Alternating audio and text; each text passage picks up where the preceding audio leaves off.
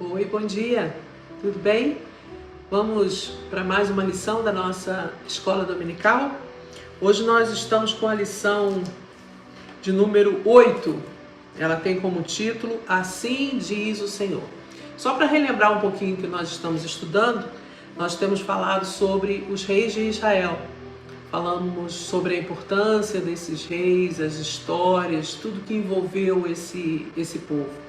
É interessante a gente estudar a história de Israel.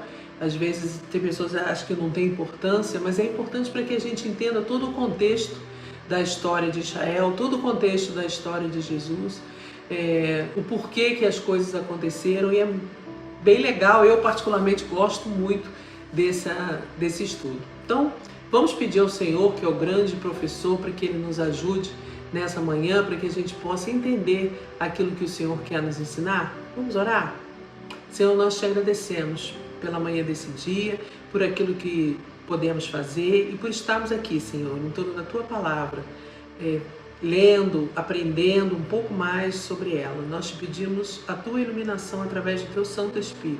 Ministre essa aula ao nosso coração. É o que nós pedimos em nome de Jesus. Amém. Então nós vamos começar a ler essa lição, pensar um pouquinho juntos nessa lição. Se você está naquele projeto da leitura da Bíblia, você está quase chegando lá. Lembra que nós estamos com esse circuito 4x4 de leitura da Bíblia? É bem legal. Se você começou, você já está lá mais ou menos em Êxodo 17, 18. E se você não começou, eu sugiro a você que você pegue um folder desse aqui na igreja e comece a fazer a leitura. Mesmo agora, se você acha que você já está atrasado, nunca está. E é uma leitura que fica bem legal. A gente tem a proposta de ler a Bíblia toda até o segundo domingo de dezembro. E é bem bacana porque não é cansativo. Por exemplo, a gente lê agora nesse período, a gente está lendo 3 capítulos de Êxodo e lê um capítulo de Salmo. Então a gente vai fazendo essa mistura e é bem gostoso de ler, é bem fácil de ler. Quando você começa a ler, daqui a pouco você vai querer até ler mais, você acaba adiantando uma leitura. Se por acaso você se perder, não tem problema, tem os dias marcados aqui, as leituras. Então, eu sugiro e incentivo você a fazer essa leitura. Daqui a pouco, a gente já vai chegar nessas histórias aqui, que contam nesses livros históricos que contam todas sobre essa história. Aqui a lição de hoje, ela dá uma parada na história dos reis de Israel e ela vem trazer outro personagem que é muito importante nessa história, que são os profetas. Se há uma importância grande em relação aos reis, muito mais em relação a esses profetas que a gente vai estudando.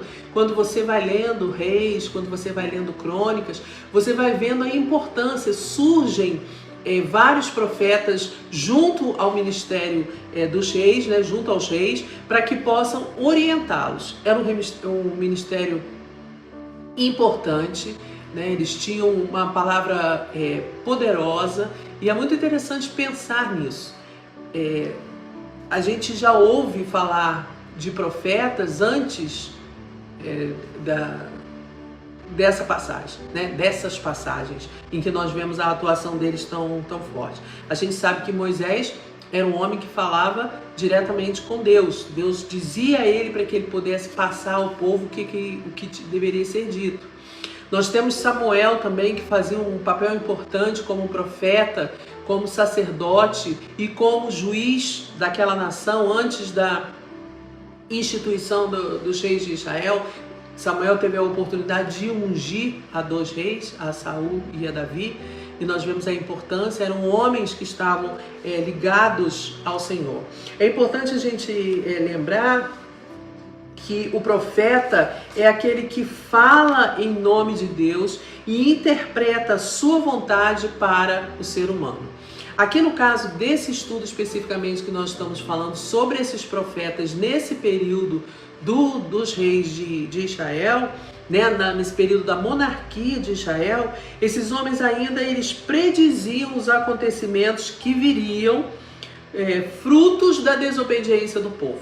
É muito interessante pensar nisso, que o tempo todo sempre houve uma palavra profética da parte de Deus para instruir o seu povo sobre tudo o que havia de acontecer. Deus nunca deixou o seu povo sem aviso. Isso em toda a história. Lá desde o início, lá já no Éden, o próprio Senhor deu a indicação para aquele casal do que deveria e do que não poderia ser feito. Era uma indicação, eles não eram ignorantes em relação ao assunto.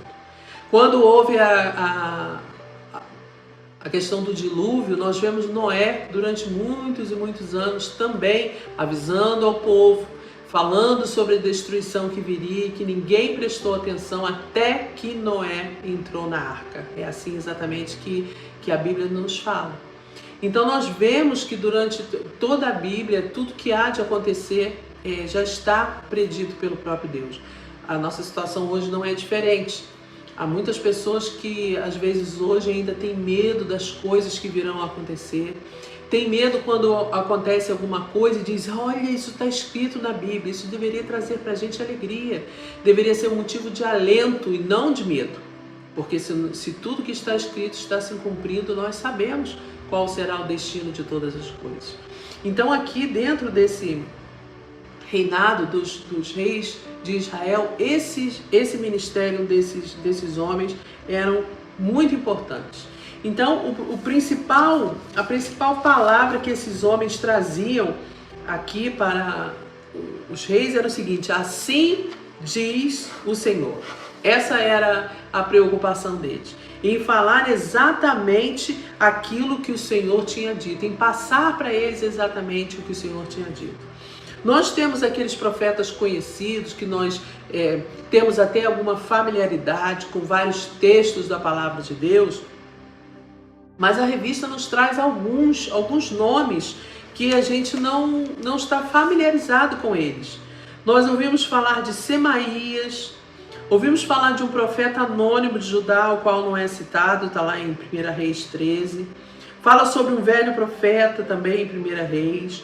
Ouvimos falar de Azarias, de Anani, de Jeú, de Jaaziel, Eliezer, Zacarias, não o Zacarias que é o profeta chamado um dos profetas menores, mas um outro Zacarias, contemporâneo aos reis de Israel.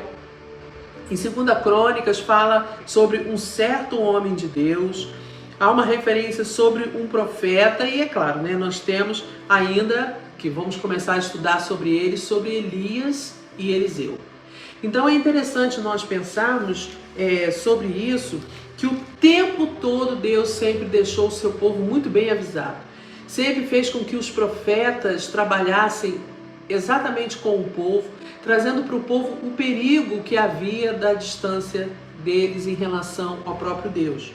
Nós vemos que lá em Moisés, o próprio Moisés, lá em Deuteronômio 30, 19, Moisés diz o seguinte para o povo: depois de deixar várias indicações, várias ordens, de dizer como que o povo deveria agir em inúmeras situações, Moisés diz o seguinte em Deuteronômio 30, 19: os céus e a terra tomo hoje por testemunhas contra ti, que te propus a vida e a morte, a bênção e a maldição. Escolhe, pois, a vida para que vivas tu e a tua descendência. Ou seja, Deus sempre coloca para o homem essa oportunidade, essa chance de escolha. O homem tem essa oportunidade dada pelo próprio Deus. É interessante nós pensarmos que a Bíblia, como nós estamos na escola dominical, é importante lembrarmos disso, que a Bíblia ela é dividida pelo menos em 4 grandes seções. Lembra disso? Os livros da lei, os livros históricos, os livros poéticos e os livros proféticos. É assim que é dividido o Antigo Testamento na nossa Bíblia, né? Então os livros da lei, nós sabemos, são os 5 livros de Moisés, né? Gênesis, Êxodo, Levítico, Números e Deuteronômio. É o livro da lei, também conhecido como a Torá. Depois nós entramos nos livros históricos: Josué, Juízes, Esther, Neemias, Esdras, 1 e 2 Reis, Crônicas. Todos esses são os livros históricos. Depois temos os livros poéticos: Salmos, Provérbios, Eclesiastes e Cantares. E a partir daí nós entramos nos livros proféticos. A Bíblia hebraica, ela tem uma divisão um pouco diferente, porque ela tem a lei, os profetas e os escritos, né? Os profetas menores, eles são compilados como um livro só. Só para nós lembrarmos em relação aos profetas que nós temos na Bíblia, que é importante, eles aparecem em algumas situações aqui, em relação aos reis de Israel, mas nós temos os profetas que são profetas chamados de profetas maiores, não porque são mais importantes, mas porque tiveram um ministério mais duradouro, deixaram mais fatos escritos, então por isso são chamados de profetas maiores, que são Isaías, Jeremias, Ezequiel e Daniel. Todos eles tiveram ministérios voltados para o povo de Israel, né? E nós temos os profetas menores, Oséias, Joel, Amós, Obadias, Jonas, Miqueias, Naum, Abacuque, Sofonias, Ageu, Zacarias e Malaquias, né? E é interessante nós pensarmos o seguinte, além desses profetas, como eu já falei, né, haviam esses profetas que eram os profetas que escreveram, os profetas escritores, e haviam somente os profetas oradores, no caso de Elias e Eliseu. Nós conhecemos várias passagens, vamos estudar, como eu falei, nas próximas lições, mas foram profetas que não deixaram nada escrito, mas que eram chamados profetas oradores, né? E é muito importante nós lembrarmos disso. Os profetas maiores, por exemplo, não dá para a gente estudar, porque só falar sobre os profetas daria aí pelo menos um trimestre inteiro, mas só para nós lembrarmos, no caso dos profetas maiores, Isaías, ele tinha um ministério principalmente voltado para o povo que estava no exílio, né, lá em torno de 686 a.C., dizendo que Deus abençoaria o remanescente fiel de Israel. O bacana em todas essas profecias, em todos esses livros proféticos, é que eles fizeram profecias para a sua época, trouxeram ensinamentos para a sua época e também para coisas futuras, coisas que ainda não aconteceram e que estão descritos lá nos livros desses profetas. É muito interessante nós lermos isso. Isaías há várias e várias referências em relação a Jesus, em relação ao servo sofredor, a forma como Jesus morreria. E é muito interessante, ele faz a sua profecia tanto para o seu tempo quanto para o tempo futuro. Nós temos Jeremias lá por volta de 580 a.C., que ele exortava os exilados, mostrando o motivo de suas provações e que voltariam à terra assim que se arrependessem. É interessante lembrar que esses exilados principalmente são os exilados levados para a Babilônia, porque os levados do Reino do Norte, as 10 tribos que foram levados para o cativeiro da Assíria antes do reinado de Judá, antes do reinado de Babilônia, aquelas 10 tribos que foram levados para a Assíria, aquele povo nunca retornou. Houve uma mistura de gente, eles se espalharam por várias partes do mundo da época e eles não retornaram, como aconteceu com o Reino do Sul, como aconteceu com Judá. Então, a Síria levou o povo do Reino do Norte, as 10 tribos. Havia ainda um aviso para Judá: olha, que se vocês não se arrependerem, acontecerá o mesmo com vocês. E anos depois, realmente, Babilônia veio e levou o Reino do Sul, né, as tribos de Judá e Benjamim, para o cativeiro babilônico. Então, esses profetas agiram e falaram exatamente principalmente com esses exilados de Babilônia, que voltariam um dia e que restabeleceriam o culto, a construção do templo, a volta à lei do Senhor, né? Quando nós vemos Esdras, Neemias, com toda essa preocupação de restabelecer o culto ao Senhor, né? Então, Jeremias, ele exortava os exilados nesse sentido: olha, o motivo das provações de vocês é a desobediência, e vocês vão voltar à terra assim que se arrependerem. Ezequiel, em torno de 593 a.C., ele dava um incentivo aos exilados para que se mantivessem fiéis ao Senhor, né? Foram 70 anos de exílio, então eles tinham essa noção muito clara na mente deles. Daniel, em 539 a.C., ele mostra a soberania de Deus na história e que foi escrito dentro do contexto babilônico. É interessante pensar nisso. Se todos os outros falavam para os exilados, o próprio Daniel estava vivendo dentro do contexto. Foi um jovem levado para o cativeiro babilônio, né? Ele e vários outros, mas a gente conhece mais a história de Daniel e de seus amigos. E Daniel, por causa da sua dependência de Deus, por causa da forma como ele agia, ele foi elevado a um cargo importante dentro da Babilônia, e ali ele faz uma diferença, mesmo mantendo as suas origens, a sua raiz, a sua crença, a sua certeza, que ele nunca abandonou. Isso é muito legal. Às vezes a gente acha que as dificuldades que nós enfrentamos são coisas que nós enfrentamos só nos dias de hoje. Mas imagina, né, esses homens que lutaram contra um sistema estabelecido fortíssimo, como Daniel, como José no Egito, né, e puderam fazer a diferença dentro do contexto em que eles estavam inseridos. É interessante pensar que esses profetas, Isaías, Jeremias e Daniel, são citados no Novo Testamento. Em várias passagens, o próprio Jesus cita esses profetas. Assim como Oséias, Joel e Jonas também. As suas profecias, os seus escritos também foram citados no Novo Testamento. E é interessante pensar sobre essa mensagem dos profetas. Pense bem, esses homens, eles não foram honrados nem privilegiados. Olha, se você pensa que o fato de você falar da palavra de Deus, a verdadeira, né, aquilo que Deus manda que nós falemos, que condena o pecado, que condena esse sistema, que é um sistema que está todo contra a palavra de Deus. Se você acha que o fato de você falar essa palavra, que você vai ser honrado, que você vai ter privilégios e que vão lhe dar tapinha nas costas, não vão. Esses homens mostraram bem claramente o tipo de vida que eles tiveram e o tipo de dificuldade que eles tiveram. Tem alguns exemplos aqui, né, para mostrar que esses homens não foram nem honrados e nem privilegiados. Em 2 Crônicas, por exemplo, eu te convido a você abrir a sua Bíblia comigo. 2 Crônicas, no capítulo 16. Vamos ler a história de um deles aqui para nós vermos aqui qual era a situação deles. 2 Crônicas 16, o versículo de número 10.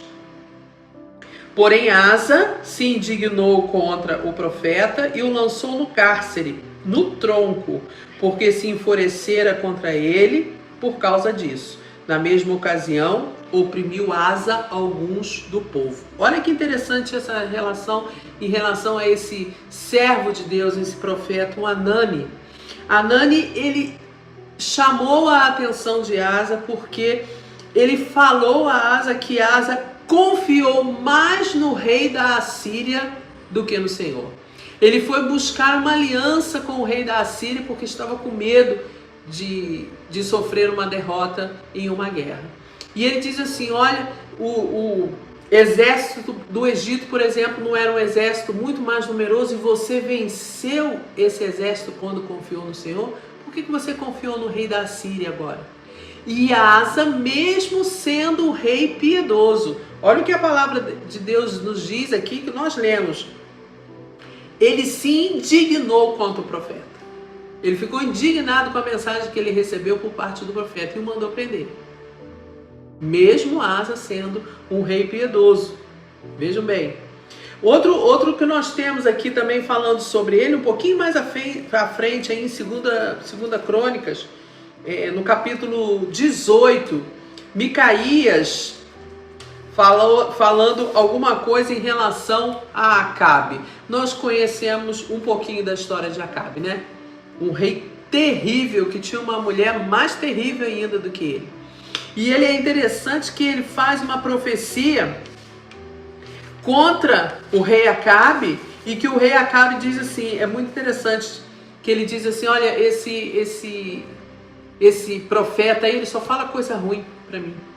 Haviam 400 profetas puxa-sacos que viraram para o Acabe e falaram: não, só pode ir à vontade para essa guerra, vai dar tudo certo. Vai estar tudo bem, o senhor vai ganhar 400 profetas.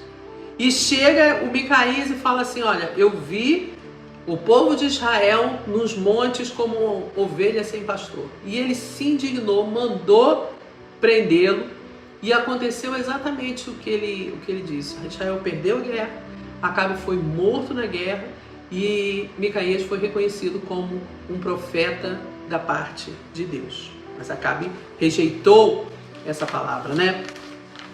Nós temos também Zacarias, que, como eu disse, não é o Zacarias o profeta, né, tido como um dos profetas menores, que também aqui em 2 Crônicas, no capítulo 24, também trazendo uma palavra para o rei, no reinado de Joás, ele também foi morto a pedradas no pátio da casa do Senhor, porque criticou o rei que estava levando o povo à idolatria.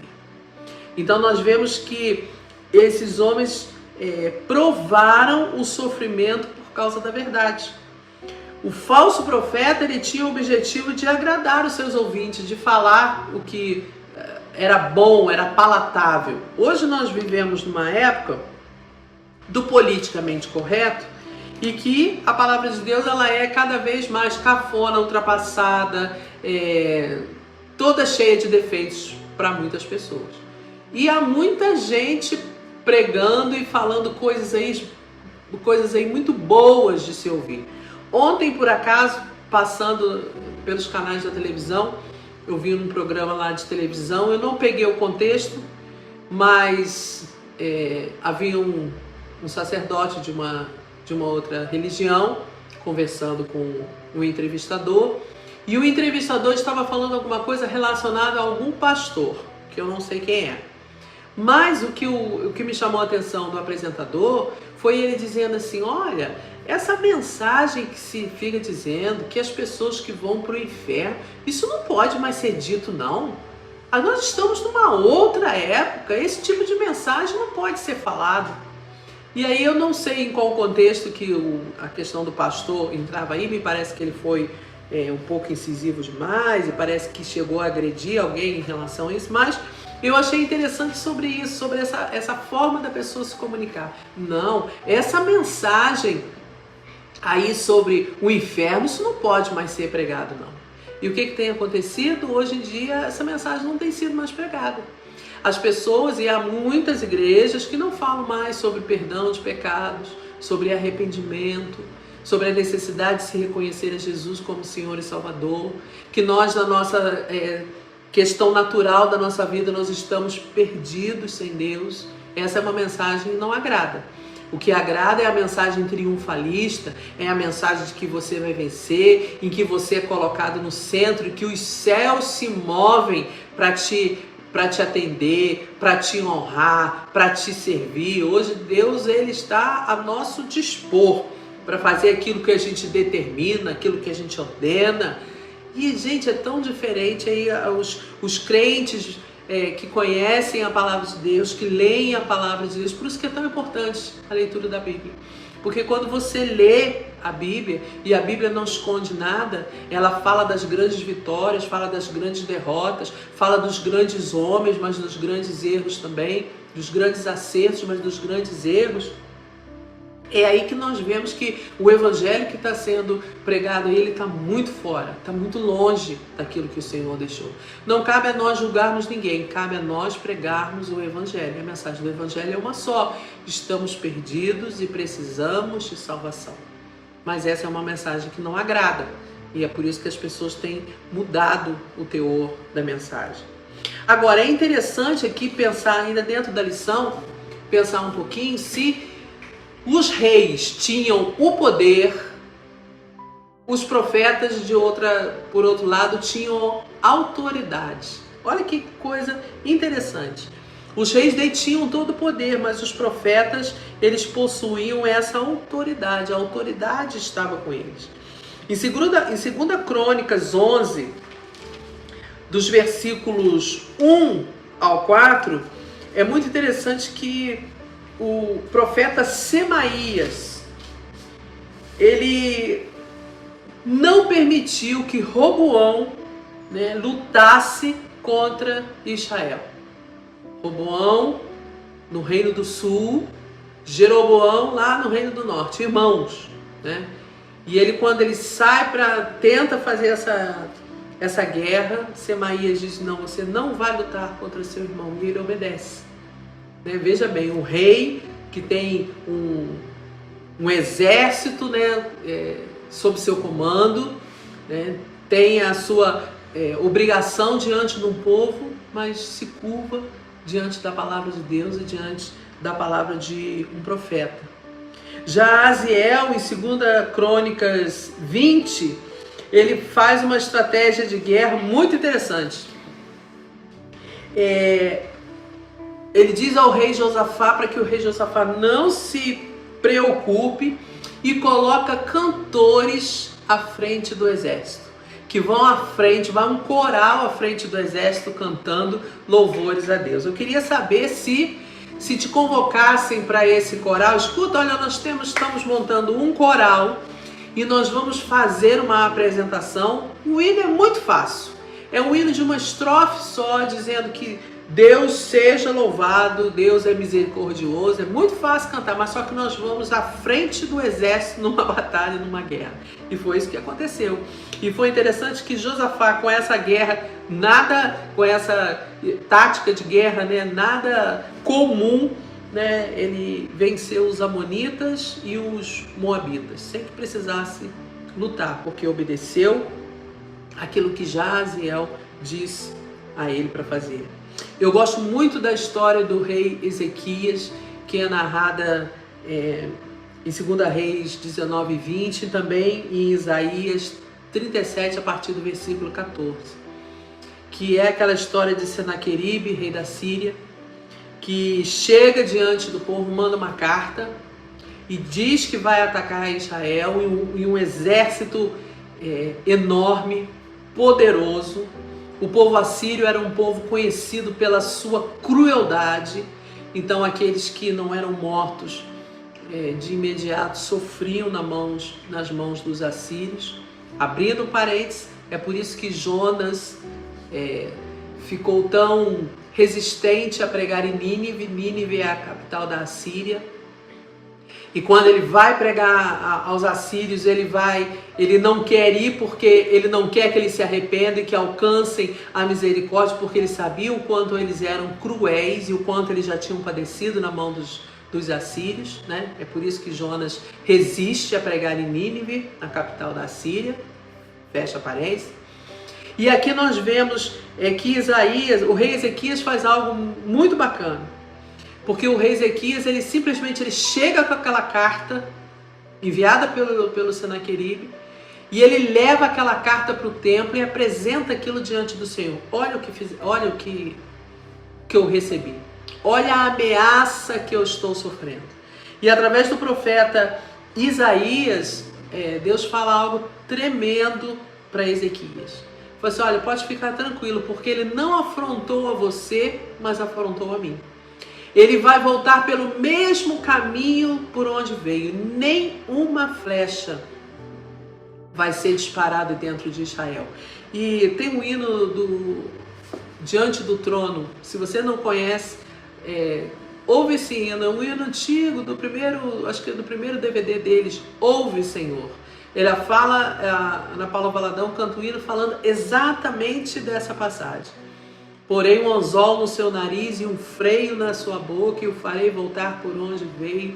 É muito interessante, é exatamente essa passagem. Lê a passagem, Isaías 37, a partir do versículo 14. Depois, ouve esse hino, ouve, Senhor, diante do trono. É bem legal, é bem bonito, eu gosto muito desse hino. Sabe o que aconteceu com Senaqueribe? Se preparando para a batalha, acampado, esperando para atacar, voltou para a Síria com 185 mil soldados a menos. Porque, segundo a palavra de Deus, o anjo do Senhor feriu esses soldados durante a noite. De manhã, quando eles acordaram, viram aquela quantidade de gente morta, pegou e foi embora e não lutaram, né? Interessante, a palavra do profeta é exatamente como o Senhor tinha dito, a obediência do profeta. Quais são as lições que nós tiramos dessa lição? Eu gostei muito de pensar um pouquinho sobre esses profetas, de olhar sobre isso, e algumas lições são bem interessantes. Primeiro que a autoridade de Deus, ela vem para um coração disposto a obedecer. Isso é muito importante lembrar. Em 1 Reis, no capítulo 13, há uma passagem de um profeta que ele recebeu algo de Deus bem específico que ele deveria fazer. Chega no meio do caminho, ele encontra um outro profeta que mente para ele e diz para ele: vamos lá na minha casa. Não, eu não posso, eu não vou comer nem beber nada, porque Deus me disse para que eu não comesse nem bebesse nada e nem voltasse pelo mesmo caminho que eu vim. Não, mas pode vir, porque eu sou profeta de Deus também. E a palavra diz claramente que aquele homem mentiu para ele quando disse que recebeu uma visão que deveria convidá-lo. O profeta foi, comeu, bebeu na casa desse outro profeta e desobedeceu a palavra de Deus. Resultado, morreu no meio do caminho e não voltou para sua casa. Preferiu ouvir uma outra pessoa do que aquilo que o próprio Deus já tinha deixado escrito, estabelecido, no caso, falado com ele. Hoje nós vivemos, às vezes, uma situação muito parecida, porque parece que a gente está querendo ouvir uma outra revelação. Tudo que nós tínhamos para saber de Deus está aqui, na palavra de Deus. E parece que a gente ainda fica buscando algo novo, alguma coisa diferente para complementar essa palavra, né? A autoridade de Deus, ele vem para um coração que está disposto a obedecer. Se você está disposto a obedecer a Deus, se você quer ter a autoridade que vem do Senhor, procure na palavra. Aqui tem tudo daquilo que você precisa de orientação para a sua vida. Não fique achando que alguém vai chegar falando uma coisa completamente diferente daquilo que já está estabelecido na palavra de Deus. A autoridade vem a partir da obediência. Isso é muito importante nós pensarmos nisso. Uma outra coisa interessante de nós pensarmos, que ainda nos dias de hoje, apesar da hostilidade do mundo em que vivemos, o verdadeiro servo de Deus, ele é respeitado como tal. O verdadeiro, fiz questão de ressaltar, porque é isso mesmo. Você já viu aí aquelas pessoas que debocham, que brincam, que não dão importância nenhuma para a sua fé, mas que na hora que está numa situação difícil chega para você e fala assim: você podia orar por mim? Você podia levar o meu nome lá na sua igreja e orar por mim? Eu estou passando por uma situação difícil. E isso, como eu disse, se você for um servo verdadeiro. Isso se as pessoas verem em você que você é um servo, né? Se você não for um 007 de Deus, né? Se você não for um agente secreto que ninguém sabe que você é um servo de Deus. Mas se você é uma pessoa que testemunha, se você fala quem você serve, as pessoas vão te procurar. Ainda no mundo de hoje. Ainda com toda a hostilidade que nós vemos que nos cerca, as pessoas ainda buscam. Claro que, se você se sentar lá na roda dos escarnecedores, como diz o Salmo 1, e querer se parecer com todo mundo, não ficar querendo ser tão diferente e aderir a muitas coisas, então você não vai ter o respeito das pessoas. Mas se as pessoas verem em você um posicionamento, uma certeza, e isso não é ser legalista, não é ser fechado, não é ser uma pessoa que não brinca, que não conversa, que não ri, nada disso. Uma vez eu vi um pastor falando, eu achei muito engraçado ele falando, que ele dizia que tinha muito crente com cara de coruja. E, gente, toda vez que eu vejo uma coruja, eu me lembro dessa palavra desse crente, desse pastor. Porque ele dizia que tinha muita gente que achava que para ser crente tinha que ser assim, muito sisudo, muito de cara amarrada, né? E isso é que mostrava que a pessoa era um servo de Deus. E não é. Né? A gente pode estar junto, a gente pode brincar, a gente pode rir, né? Mas pode permanecer com o seu posicionamento fiel a Deus. Isso uma coisa não quer dizer nada em relação a isso. Pelo contrário, é através dos relacionamentos que as pessoas vão poder te conhecer e que você vai encontrar as oportunidades para falar do Senhor para essas pessoas. Então, se você for um servo verdadeiro, as pessoas ainda no mundo de hoje vão te buscar. Os reis faziam isso, mandavam chamar, até Acabe, né, que era um rei ímpio, mandou chamar a Micaías, apesar da palavra dele não o ter agradado, mas mandou chamar. Então é muito bom nós estarmos pensando nisso. Aqui no final da revista, em Para Pensar e Agir, ele faz algumas perguntas interessantes para cada um de nós. Ele diz assim: como cristãos, como tem sido o nosso testemunho de fé para as pessoas? As pessoas têm visto em nós essa diferença, esse diferencial, essa certeza, essa segurança, essa firmeza. Se a gente, na hora de um problema, a gente é o primeiro a arrancar os cabelos, como que as pessoas vão confiar? Como as pessoas vão confiar em nós, pensando assim, mas se eles não confiam no Deus que eles servem, como é que eu vou confiar de falar alguma coisa? É tão interessante quando uma pessoa chega para você e às vezes vem apresentar um problema para você, não para fazer uma fofoca, mas com aquela certeza de que você vai orar por ela, naquela necessidade, naquele problema que ela tem. Como é bom isso. Como é bom quando a pessoa reconhece isso na gente, né? Então, como é que tem sido esse nosso testemunho de fé? Você já foi tentada flexibilizar a mensagem da palavra de Deus para agradar alguém? Olha, muitas vezes em algum momento a gente tentou tornar a mensagem às vezes um pouco mais palatável. A gente tem que tomar muito cuidado com isso. Apocalipse, lá no final do livro de Apocalipse, diz que ninguém deve acrescentar nem tirar nada da mensagem que já está estabelecida na palavra de Deus. Então cuidado. Cuidado para você não querer tornar essa mensagem uma mensagem mais bonita, uma mensagem menos agressiva, uma mensagem mais politicamente correta. Daqui a pouco a gente está nessa onda aí que tem muitas pessoas aí dizendo que a Bíblia tem que ser reescrita. Por que a Bíblia tem que ser reescrita?